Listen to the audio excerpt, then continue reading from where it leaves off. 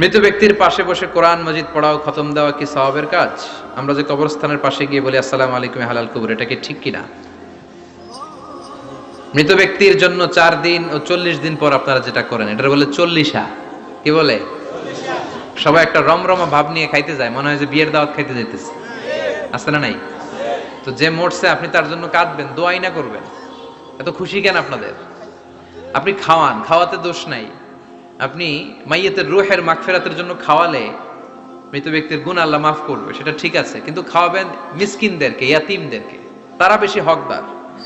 এখন দেখা যায় 40 মিসকিনদের জায়গা কম, এলাকার পয়সাওয়ালা লোকেরা এসে লাইনে বসে থাকে। আমি দেখেছি যেটা, কিন্তু দরকার ছিল আমার আব্বা মারা গেছে, এই এতিমখানায় আমি একটা গরু দিয়ে দিলাম, ওরা সারা বছর খেতে পায় না, ওরা খাবে, খেয়ে আমার আব্বার জন্য দোয়া করবে, ঠিক কিনা? আর সবচেয়ে বেশি দোয়াটা কবুল হবে আপনার আব্বার জন্য। আপনি যাকে দোয়া করানোর জন্য আনলেন, উনি কি আপনার আব্বার জন্য কাঁদবে? আর কাঁদলেও এই কান্নাতে আন্তরিকতা কতটুকু, এটা প্রশ্নবিদ্ধ। কারণ উনি আমার বাপের লেগে কান্দে, আমারই চোখ দিয়ে পানি বের হয় না আমার বাপের লেগে। ঘটনাটা এরকম, তাই না?